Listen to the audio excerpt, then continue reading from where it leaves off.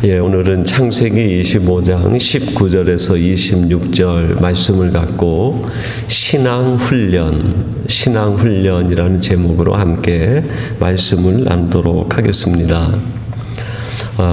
우리들이 예수를 믿고 나면 구원에 이르게 되고 하나님에게 선택받은 은혜와 축복을 누리고 선민이 되게 됩니다. 구원받은 자가 되는 것이죠. 구원을 받았다고 해서 우리의 신앙적 삶이 완성되는 건 아닙니다. 그것은 훈련이 필요하고 시간이 필요하고 또 하나님의 자녀답게 살고자 하는 우리의 갈망과 또 우리의 마음, 삶이 필요한 것이죠. 마찬가지로 하나님께서 구약에 위대한 족장들을 선택을 하시고 또 태어나게 하십니다. 아브라함을 부르시고 태어나게 하시고 또 이삭과 그 이후에 야곱, 요셉 등등 믿음의 선진들을 하나님이 허락하시고 세상에 보내시는데 그들이 태어나는 순간부터 그렇게 멋지고 훌륭한 선민 또 신앙인 그런 것은 아니었고 그들에게 과정이 필요했어요. 아브라함도 선택받을 때가 25년이었고 이삭을 낳을 때 75세였고 이삭을 낳을 때가 100세였습니다. 무려 25년이라는 훈련 기간이 필요했던 것이죠. 이스라엘의 출애굽 지도자인 모세는 어떠했습니까? 광야로 들어갈 때 그가 40세였는데 민족의 지도자로 쓰임 받을 때에는 80세였어요. 40년간 광야에서 훈련 기간이 필요했던 것이죠. 예수님의 제자는 어떨까요? 예수님의 공생의 초기에 선택받은 12명에겐 3년이라고 하는 훈련 기간이 필요했던 것이죠. 그 훈련에도 불구하고 마지막엔 주님을 배반하고 떠나는 제자, 심지어는 주님을 노예 몸값을 받고 파는 유다 같은 제자도 있지 않겠습니까? 신앙이란 훈련이 필요하다. 우리 모두가 하나님의 은혜로 예수님을 믿고 구원받은 자, 하나님의 선택받은 선민과 하나님의 사람으로 우리가 구원받았지만 그것이 우리 신앙의 완성은 아닙니다. 어떻게 보면 신앙의 출발점에 선 것이다 라고 할 수 있겠죠.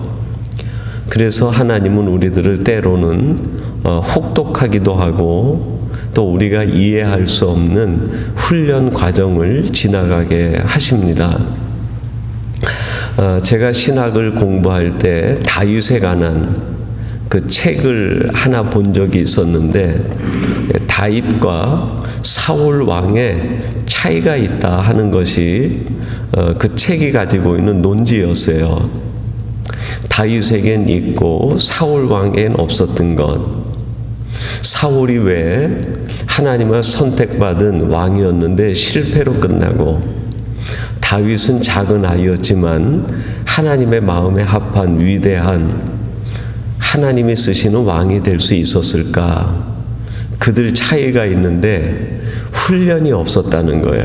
사울에게는 광야의 훈련이 없었고 다윗에겐 사울에게 쫓기는 과정을 통해서 광야의 훈련 기간이 있었다. 여러분, 우리들이 국방의 의무를 다하기 위해서 군대에 들어가지 않습니까? 군대에 가면은 의무적으로 거쳐야 되는 것이 있어요. 훈련 기간을 거치게 되죠. 그가 하는 역할이 무엇인지에 따라서 기본 훈련으로 끝나는 사람이 있고 더 중대한 업무를 맡는 책임과 의무를 지는 구인은 더 혹독한 훈련을 받습니다. 육군에 따른 훈련 내용이 다르고 해군에 따르는 훈련 내용이 다르고 공군에 따르는 훈련 내용이 달라요. 마찬가지죠. 우리들도 하나님이 우리를 선택할 땐 똑같은 하나님의 영적 군인이죠. 하나님의 위대한 일을 감당하는 영적 군사라 할 수 있겠어요. 근데 어떤 군사는 교회에서 하나님이 사용하기 위하여 선택한 군사도 있을 테고, 어떤 군사는 세상 직장 속에서, 어떤 군사는 선교지에서, 또 어떤 군사는 가정에서, 또 직장도 얼마나 다양합니까? 하나님이 선택한 어떤 그리스도인은 경제계라고 하는 세상 속에서, 또 어떤 그리스도인은 정치계, 또 어떤 그리스도인은 학원에 있는 학교에, 얼마나 분야가 다양합니까? 그거에 따라 하나님의 훈련도 다양할 수 있겠다. 그렇게 다양한 하나님의 사람이 하나님의 일을 하기 위해서 다양한 훈련 과정을 거치게 되는데, 그 훈련 과정 속에서도 하나님이 원하시는 기본 훈련이 있어요. 하나님의 군사, 하나님의 신앙인, 하나님이 선택한 사람이 하나님의 뜻에 맞게 쓰임받기 위해서 똑같이 받아야 되는 기본 훈련이 있는데, 오늘 본문에 나오는 이삭에게도 그 기본 훈련 과정을 거치게 하십니다. 얼마의 기간을 거치게 했을까요? 무려 20년. 제가 군대에서 기본 훈련 받은 것은 기본 교육 한 달 반 정도 받고, 운전 주특기를 받아가지고 가평 제일야수교에서 운전 교육을 12주 받았어요. 그러니까 다 해가지고 한 석 달 조금 넘게 훈련을 거친 거죠. 근데 이 이삭은 20년 가까이 훈련을 받아요. 여러분 본문 20절 상반절에 보면 이삭이 결혼할 때 나이가 40세였다 그렇게 얘기합니다. 그리고 많은 과정을 거친 뒤에 결국 리브가가 쌍둥이 아이를 낳아요. 그 쌍둥이 아이를 낳을 때가 몇 살이었습니까? 26절에 보니까 이삭이 60세였다 그렇게 얘기를 해요. 그러니까 결혼할 때는 40세였는데 무자로 있다가 아이를 쌍둥이로 낳은 때가 60세예요. 그러니까 20년 동안 하나님은 이삭과 리브가를 훈련시키신 거죠. 오늘 여러분들이 뭔가 부족하고 결핍되고 뭔가 내 인생에서 채워지지 않고 내 인생에 자꾸 어려움과 힘든 일이 정상적이지 않은 것 같다 하는 그런 일들이 다가올 때 왜 이런 어려운 일이 오는가 그렇게 생각하지 마시고, 아, 하나님이 나를 훈련하시는 중이구나 그렇게 생각하시고, 여러분 마음속에 나는 지금 훈련 중, 나는 지금 훈련병이야 이런 의식을 갖게 되면 우리가 만나는 어려움이, 그 고통이 조금 감해지리라 생각되지 않을까 싶어요. 그러면 하나님은 이삭을 이 20년 동안 도대체 무슨 훈련을 시키셨을까? 하나님이 우리들에게 훈련시키고자 하시는 신앙 훈련의 과목은 뭘까? 첫째는 믿음 훈련이었어요. 믿음을 배우라 하는 거죠. 여러분 창세기 22장 17절에 보면 하나님께서 아브라함에게 이삭을 모리아산에 제물로 바치라 그렇게 얘기합니다. 그래서 제물로 바치려고 하는 순간 그 손을 멈추게 하시고 수풀에 걸린 양으로 대신 제사를 지내게 하고, 그 자리에서 아브라함과 이삭이 듣는 자리에서 하나님의 약속을 다시 선포를 해주세요. 이것은 아브라함에게 준 약속이기도 하지만 어린 제물이 될 뻔했던 이삭에게도 주시는 하나님의 약속이었습니다. 이렇게 약속합니다. 내가 내게 큰 복을 주고 내 씨가 크게 번성하여 하늘의 별과 같고 바닷가의 모래와 같게 하리니 내 씨가 그 대적의 성문을 차지하리라. 아브라함에겐 이미 이삭이라는 아이를 주셨어요. 근데 이삭에게 하나님이 또 말씀하는 거예요. 때가 되면 내가 너에게 큰 복을 주고 이 자녀들이 하늘의 별과 바닷가의 모래와 같이 되게 할 텐데 내 자녀가 성문을 차지하게 될 것이다. 큰 민족이 될 거라는 것. 하박국 2장 4절은 우리 의인들, 믿음의 사람들을 가리켜서 오직 믿음으로 말미암아 사는 자들이다. 그렇게 가리켰어요.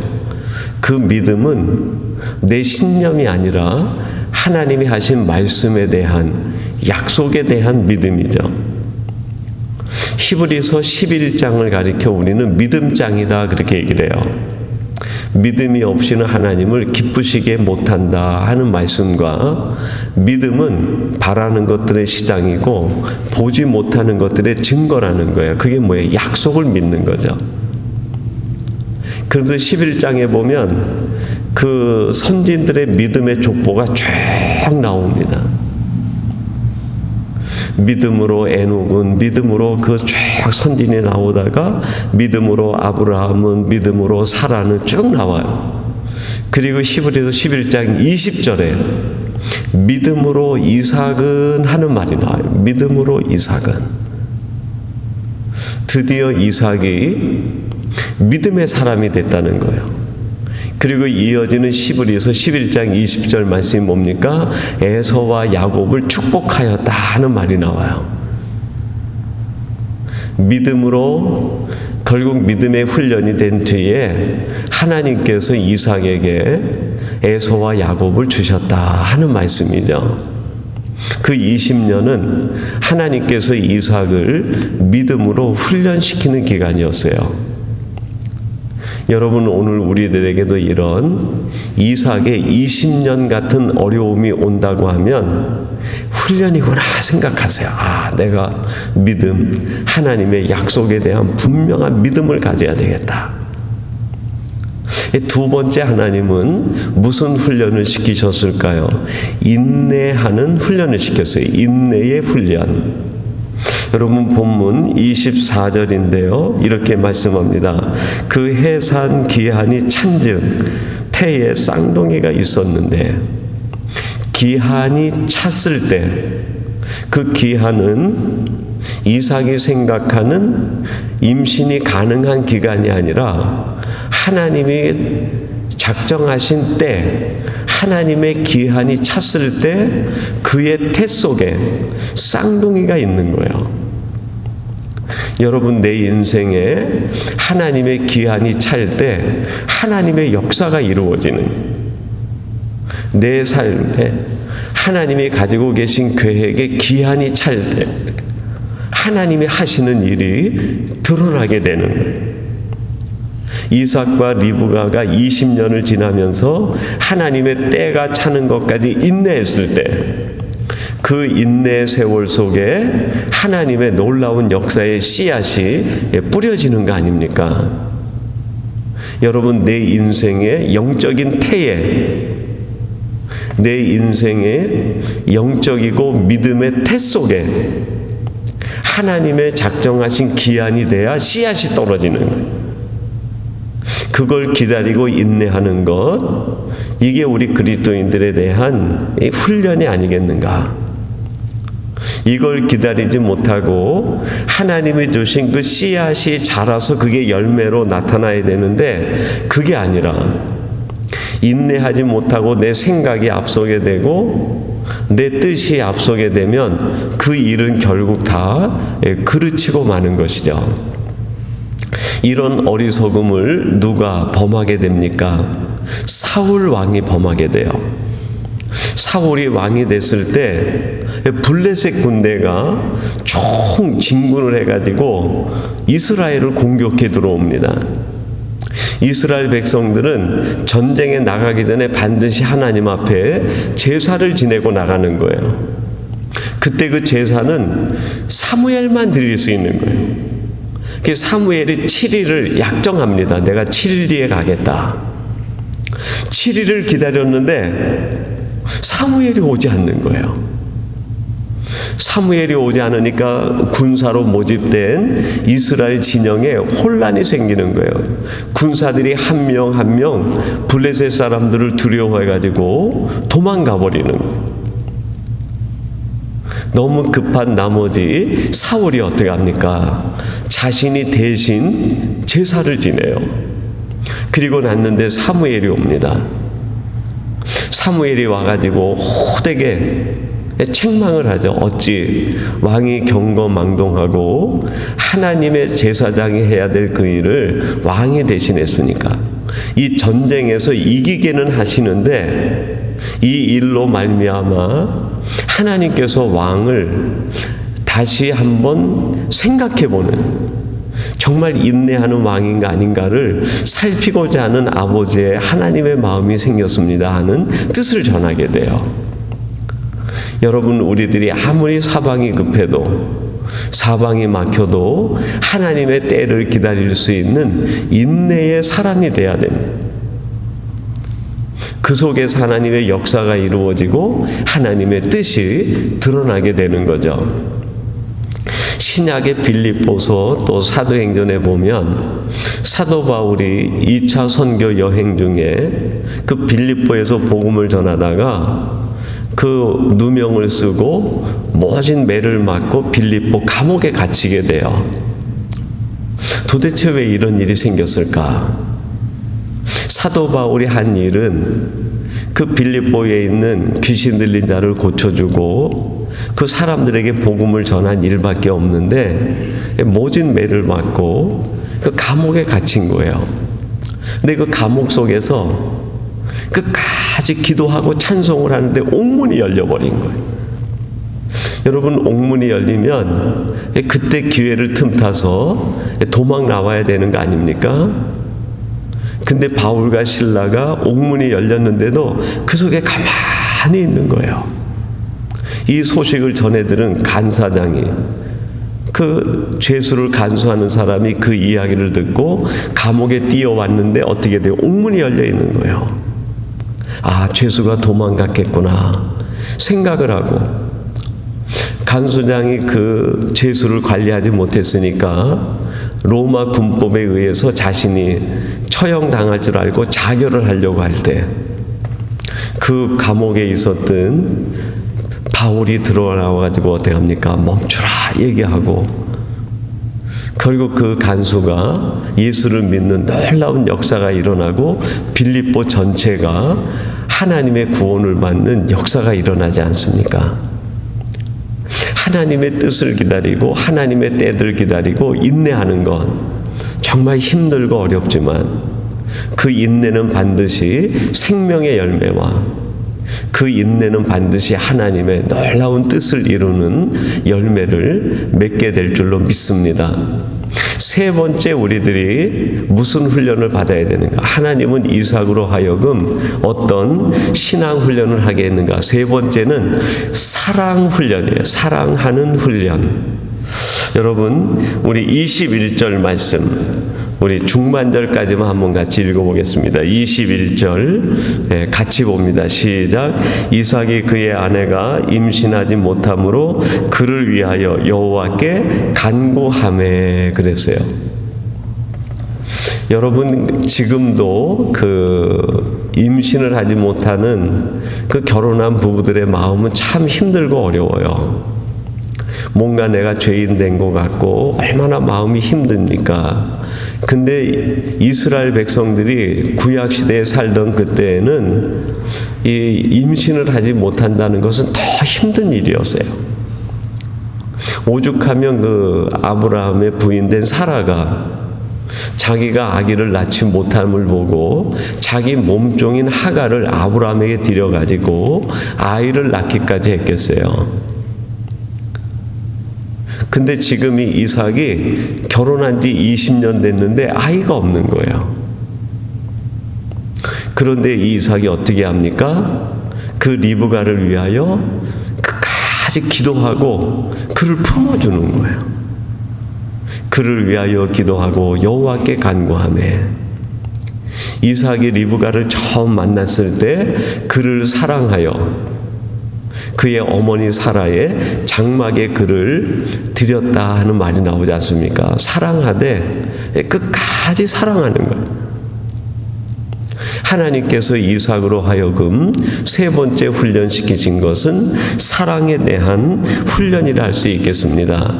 고린도전서 13장 13절에 보니까 믿음, 소망, 사랑 이 세 가지는 항상 있을 것인데 그 중에 제일이 사랑이다 그랬어요.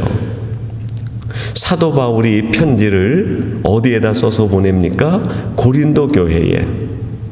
고린도 교회는 다 가진 교회였어요. 재물도 재정도 사람도 많고 화려하고 뭐 은사도 얼마나 많은지 하나님이 그냥 막 은혜를 쏟아부어 주는 거예요. 근데 이상하게 고린도 교회에 계속 다툼이 있는 거예요. 분열이 있고 싸움이 있고 계속 다툼이 있는 거예요. 왜 이런 일이 있을까 생각하다가 사도 바울이 하나님의 감동을 받아 써서 보낸 게 고린도전서 후서인데 그 핵심 메시지가 뭡니까? 사랑에 대한 훈련을 하라는 거예요. 사랑에 대한 훈련. 여러분, 우리들이 신앙인으로서 해야 될 세 번째 훈련이 사랑 훈련이다. 이삭은 믿음에 대한 훈련과 하나님의 때를 기다리는 인내 훈련, 약점이 있는 자신의 부인을 끝까지 사랑하는 사랑 훈련을 통해서 위대한 하나님의 족장으로 쓰임 받을 수 있게 됐습니다. 오늘 우리들도 이 땅을 살아가면서 하나님의 십자가의 병병, 하나님의 군사로 쓰임받기 위해선 이 세 가지 기본 훈련이 필요하다 하는 걸 깨달으시고 여러분이 만나는 인내의 시간 속에서 이 훈련을 통하여 위대하게 쓰임받을 수 있는 하나님의 십자가의 용사들이 되기를 주님의 이름으로 축원합니다.